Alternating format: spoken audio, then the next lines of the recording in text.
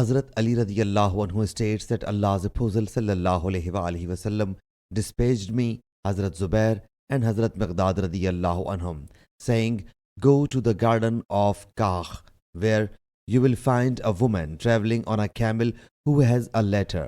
So fetch that letter from her." Hence we set out galloping our horses until we reached that woman.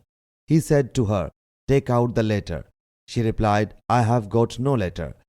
We said to her, "Take out the letter, or we will strip you off." She whereupon took out the letter from the locks of her hair.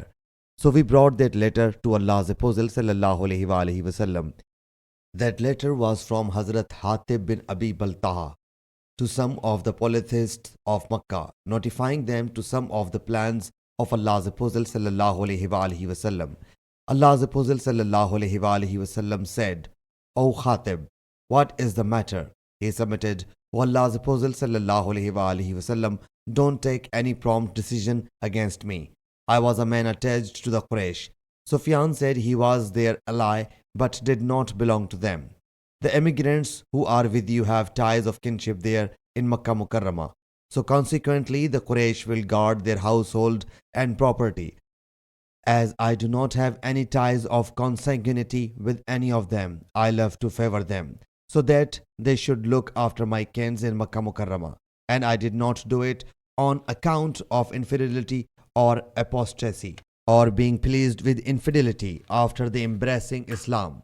The Prophet ﷺ thereupon said, "He has spoken the truth." Hazrat Umar radiyallahu anhu submitted, "O Allah's Apostle ﷺ, permit me to sever the neck of this hypocrite." He ﷺ said, "He has participated in the battle of Badr. And do you not know that Allah Jalla Jalaluhu, in spite of being aware of the activities of the Badr participants, said, 'Do now whatever you like, I have pardoned you.' Then Allah Jalla Jalaluhu revealed this verse, 'O believers, take not for friends my and your enemies.' Surah Mumtahinna, verse 1. In Abu Bakr and Zubair's report, this verse has not been mentioned, whereas Ishaq in his report has mentioned it with reference to Abu Sufyan's recitation.